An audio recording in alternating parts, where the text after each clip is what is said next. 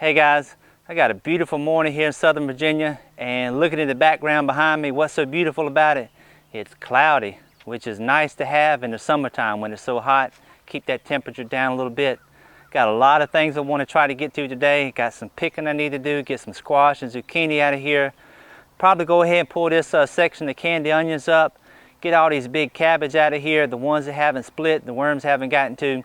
I'll probably go on up to the raised bed too if I have time and get those canned onions out. Those are going to be the really big ones. These right here beside me, not so big, but got a lot of things I want to get to today. Let's get to work. The first thing I'm going to do is get all the squash picked. She's coming in pretty heavy right now. That's a good little mess of squash and zucchini right there. And you can let your zucchini get a whole lot bigger. The ones like this and even bigger, you can still eat them. They do good for zucchini bread, but if you want the best tasting, get them when they're small, about like this. That's some real good eating. Same thing with the squash. As long as it hadn't turned big and yellow, if you can put your fingernail in and it's still kind of soft, it's good to eat. But if you can get them a little bit smaller, they'll always be a whole lot more tender. And these baskets right here work out great. A friend of mine gave them to me. I got half a dozen or so of them. And the good thing about them, they got handles on the end where I can carry them, and they're all opened up so I can spray it, wash this stuff off, and make sure that before I give this stuff to somebody, it's already been cleaned. I like to come in here and clean off the blossom ends and get the dirt and stuff off of them. Down here on this end of the row, I transplanted some beets a while back. They're not as big as what I had in the greenhouse, but I think they'll be the perfect size for pickling. So I'm gonna go ahead and pull these things out too. I don't see any reason to call the folks at Guinness Book of World Records, but for pickling size, I think that's the right good size beet right there. That'll work out just fine. I got my helpers out in the garden today, just roaming around. While I'm out here working, I just turn them loose from the chicken tractor, raise one end of it so they can walk up under it, and I'll keep an eye on them. I don't think they're gonna do any damage as far as messing with the plants. There's enough bugs and things in here right now. I ought to keep them plenty busy. That's right, girl, tear up that ground. I appreciate the help. On the opposite end of the same row is where I got some more candy onions at. They haven't had as much time to grow as the ones I got in the raised bed up there. I got these in the ground kind of late, so they're not going to be as big. Well, I said they hadn't done a whole lot, but there's actually some pretty good looking onions up in here. That's a nice one there, real nice. That's getting closer to what I usually expect out of them. A lot of the others a little bit smaller. Had one miscellaneous red one stuck in here. Some pretty good onions for no more work than I put into them. And if you want to see what happens to cabbage when it drowns, this is on the end of the row. When we had so much rain, I had a few plants down here that just drowned. All the leaves droop down and exposes that little head right in the middle. Up next, I need to get all this cabbage out of here. And what I'm going to do is just pick everything and go make some phone calls, maybe send some text messages and tell people this is what I got. Come get it if you want it. That way I know that it's going to somebody who actually wants it, as opposed to me just riding around and delivering it to people that I think want it. What I had was the early round Dutch right here and the early Jersey Wakefield. Both of these make pretty tight heads. The round Dutch naturally a little bit bigger. Some good looking cabbage. This is the kohlrabi that I planted. I lost some early ones to the rabbits or groundhog, one or the other.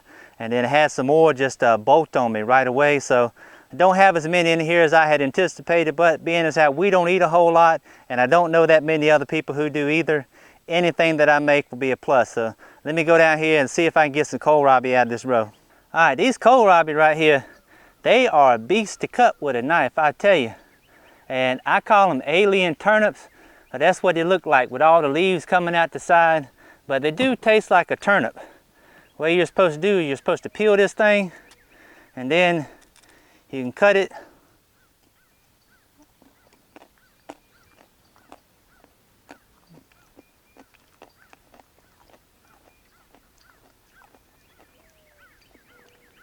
I think I need to cook it first.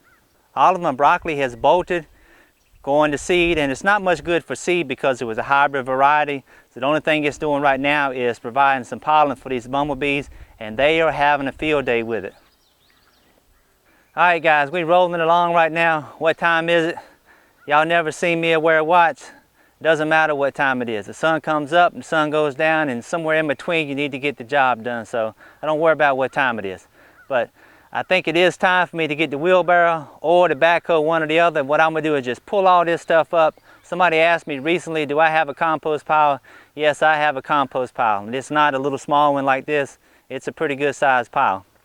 But I'm going to pull all this stuff up, get it over there, try to get this stuff cleaned out, and do a little bit of planting. But if it's okay with you, Dennis, I'm going to go get something to drink, sir.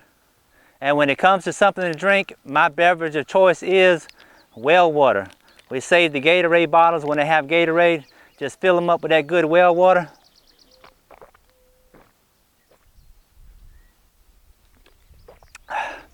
That's hard to beat.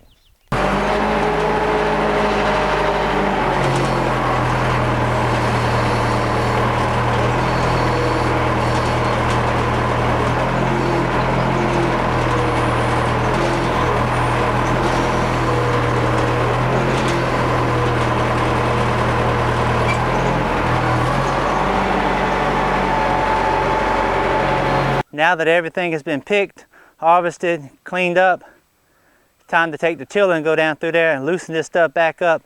See if I can't make me some little rows to plant a little something else in here.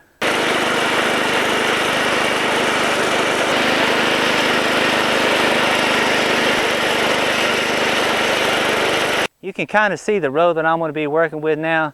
Instead of having, I think, 3 or 4 rows right here, going to be 1 row right in the center and then another half a row at the end of the kale.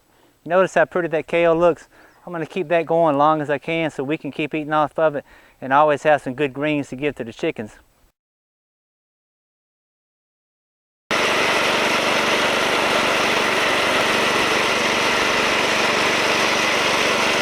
And to give me some idea where the center of the row is, I take my trusty old blue hoe, go right down and make me a little trench.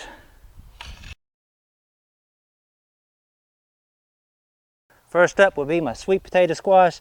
Just drop them in the ground about 1 foot, 14 inches apart, something like that. Next up is the Waltham butternut squash. These got much smaller seeds in them. And on the end down here, y'all heard of Old Mother Hubbard? Well, this is old Blue Hubbard squash. All right guys, I think I'm done right here. I was able to get the cabbage and onions out, get everything cleaned up, get some more stuff planted. And I've been fortunate, I already had a couple of people come by today wanting to pick up some vegetables, so the stuff that's on the back of the truck right now is already starting to dwindle away.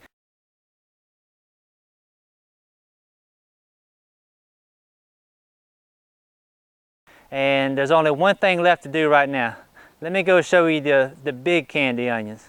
This is the bed of onions that I planted behind the greenhouse. Got half of it is the candy onions, half of it is red Weatherfield onions, and I also got some garlic in there from Elkhound. This is the onion that came out of the garden. That's a nice, almost softball sized onion. Good looking candy onion right there. Put it beside that one and suddenly it doesn't look so big. That's a big old onion right there. It's getting hot, so I think they're about done. Go ahead and get some of these things out, the biggest ones anyway. And you compare the size of the 2 onions, this one is nice. I'd be very happy with something like that, but this right here, that's one of them blooming onions in the making.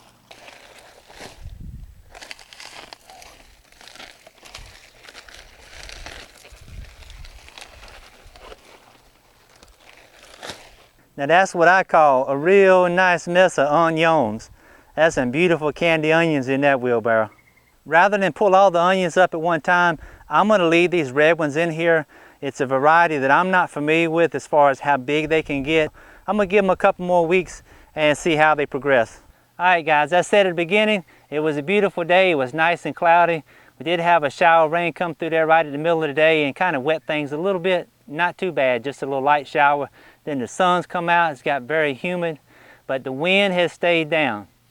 One of the reasons that I don't do a whole lot of garden videos outside is because every time I get ready to do something, it's windy. And I don't want to make those kind of videos. Even with the cordless mic, the wind is just very difficult to contend with. So I let stuff slide and just do things the best I can. Today was a very productive day. I was able to get a lot of stuff picked in the gardens.